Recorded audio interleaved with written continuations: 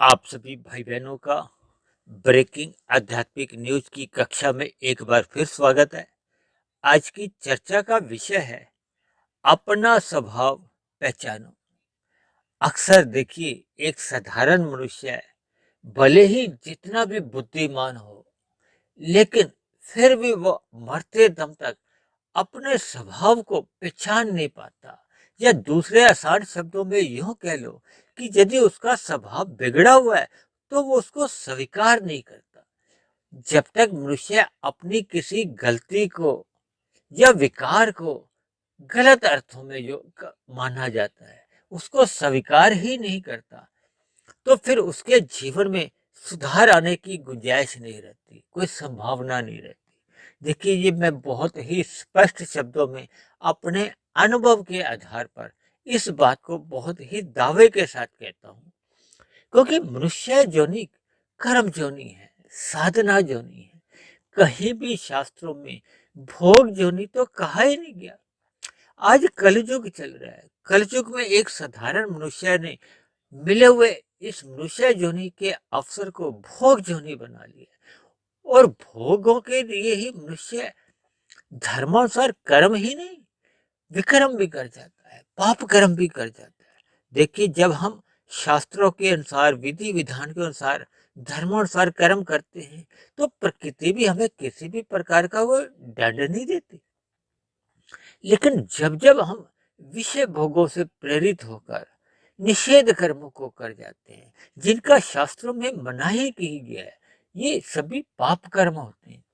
क्योंकि मनुष्य जोनी पाकर हम सकाम भाव से जितने भी कर्म करते हैं, देखिए, पुण्य कर्म तो आप निष्काम भाव से भी कर सकते हो, जिनका कोई कर्माशय नहीं बनता।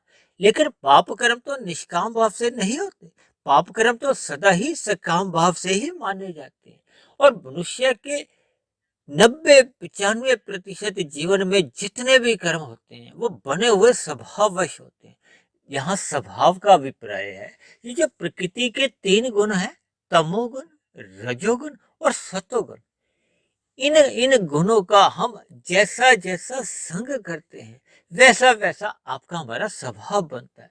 देखिए, मनुष्य जीवन पाकर हम जन्म के साथ ही इस पूर्व की मनुष्य जोनी, जो भी हमारी पिछली मनुष्य जोनी रही हो, या हजारों वर्ष पूर्व मनुष्य जोनी रही हो, लाखों वर्ष, करोड़ों वर्ष या अरबों वर्ष पूर्व भी जो भी आपकी हमारी मनुष्य जोनी, अंतिम मनुष्य जोनी रही थी, उस जोनी के मरते समय जैसा जैसा हमने स्वभाव बना लिया था, फिर वैसा वैसा स्वभाव ही हम वर्तमान मिले हुए जीवन में जन्म के साथ ही लेकर आते हैं।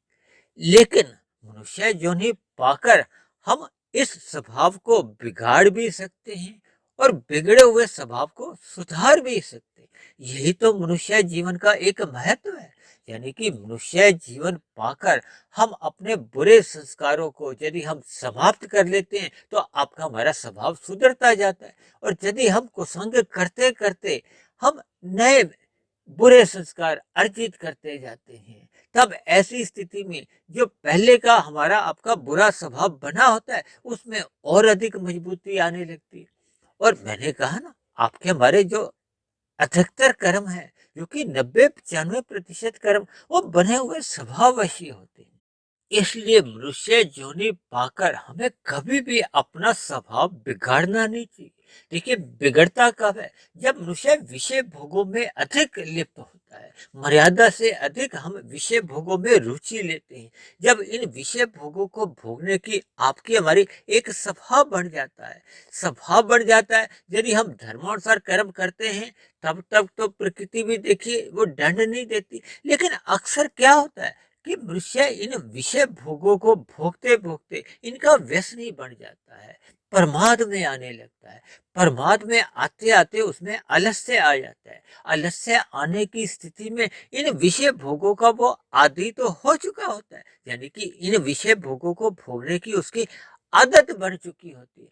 लेकिन इन विषय भोगों की प्राप्ति के लिए वो आवश्यक कर्म कर नहीं पाता, जिसके फलस्वरूप वो विषय भोगों का वेग कहो, या उनका एक अंदर से जो एक जोर होता है, वो फिर मनुष्य को अन्य मनुष्यों के साथ छल कपट ठगी हेरा फेरी या अनीतिगत कार्य करने पे एक मजबूर कर देती है, बाध्य कर देती है। अक्सर मनुष्य इन छोटी छोटी बातों को अपने जीवन में स्वीकार नहीं करता। जब मनुष्य अपनी गलती को या अपने बिगड़े हुए स्वभाव को स्वीकार ही नहीं करता, तब उस दिशा में उस स्वभाव को, उस बिगड़े हुए स्वभाव को वो सुधारने का प्रयास भी नहीं करता। देखिए, प्रकृति के 3 गुण है ना, तमोगुण, रजोगुण और सतोगुण। तमोगुण से 10 गुना अच्छा तो रजोगुण कहा गया है, रजोगुण से भी 10 गुना अच्छा सतोगुण कहा गया है। और जो विशुद्ध सत्वगुण है, वो तो आत्मा और परमात्मा के लिए कहा जाता है। जब तक आपकी हमारी आत्मा परमात्मा के सम्मुख नहीं होती, जब तक हम अपने मिले हुए जीवन में निष्काम भाव से कर्म नहीं करते, तब तक आपके हमारे भीतर में इन गुणों का ही प्रभाव चलता रहता है। क्योंकि स्वभाव को, प्रकृति को हो, नेचर को, कुदरत को, ये सब एक जैसे ही शब्द हैं। क्योंकि जब तक हम अपने आध्यात्मिक साधना आरंभ नहीं करते, आध्यात्मिक साधना उस दिन आरंभ होती है जब हम निष्काम भाव से कर्म करते हैं, यानी कि हम प्रकृति के एक विमुख हो जाते हैं। प्रकृति को मात्र एक साधन के रूप में हम अपने स्थूल शरीर की एक आवश्यकताओं की पूर्ति के लिए केवल इस्तेमाल करते हैं। ऐसी स्थिति में फिर आपका हमारा कर्माशय नहीं बनता। अन्यथा क्या है कि जैसा जैसा आपका हमारा स्वभाव होता है, तो फिर प्रकृति के ये जो तमोगुण, रजोगुण और सतोगुण से हम बंधते जाते हैं। ये बंधन ही कर्माशय का होता है, संस्कारों का होता है। क्योंकि जैसा जैसा आपके हमारे भीतर में वो बुरे संस्कार बढ़ जाते हैं, वो स्वभाव ही हमें फिर मन बुद्धि में हमारे फुरने जगाता रहता है। अब ये वाला भोग करो, अब ये वाला भोग करो।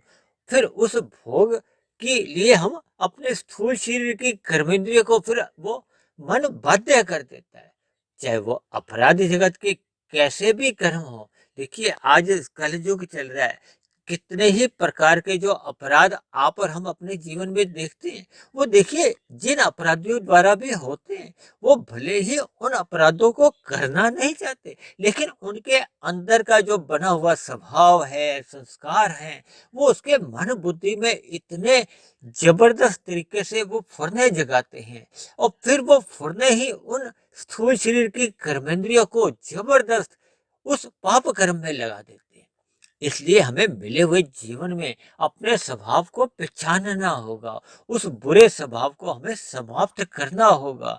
इस बुरे स्वभाव को समाप्त करने के लिए हमें सत्संग करना होगा। सतोगुण का अधिक से अधिक संग करना होगा। क्योंकि मैं तो अक्सर इस बात को जोर देकर कहता हूँ कि सत्संग के अभाव में मनुष्य का कुसंग तो देखिए सहज ही होता रहता है। देखिए, रजोगुण में रहते हुए आपका महाराज ये अप्रत्यक्ष कुसंग होता है, और तमोगुण में रहते हुए आपका महाराज प्रत्यक्ष रूप से कुसंग होता है। इसीलिए ऐसा माना जाता है कि जब जब आपके भीतर में ये बुरा स्वभाव बना होता है, यानी कि राजसी या तामसी स्वभाव अधिक अंश में बना होता है, तब ऐसी स्थिति में हमें सतोगुण का संग अच्छा नहीं लगता। तभी तो देखिए सत्संग करने में बेचैनी होती है, या जिसको हम कहते हैं ना, बेमन से सत्संग होता है। बेमन से सत्संग होने पे फिर सत्संग के शुभ संस्कार बन नहीं पाते। इसलिए मनुष्य को देखिए कुसंग से परहेज करना होगा, और सत्संग का अधिक से अधिक संग करना पड़ेगा। तभी तो देखिए पहले का जो बिगड़ा हुआ स्वभाव है, वो धीरे धीरे क्रमशः एक सुधरने लगता है। देखिए, जब स्वभाव बना होता है तो वो कार्य में हमें कोई मेहनत नहीं करनी पड़ती, और जब हमने अच्छा स्वभाव बनाना होता है तो आरंभ में हमें मेहनत करनी पड़ती है। मेहनत करते करते जैसे जैसे वो स्वभाव बढ़ता जाता है, यानी कि अच्छे संस्कार बढ़ते जाते हैं, फिर क्रमशः बुरे संस्कार समाप्त होने लगते हैं। फिर आपका हमारा स्वभाव एक सुधरता जाता है, और सुधरा हुआ स्वभाव ही हमें आपको परमात्मा की ओर सम्मुख करता है, परमात्मा की भक्ति में लगाता है, और भक्ति करने पे ही आपकी हमारी एक आध्यात्मिक उन्नति को एक गति मिलती है।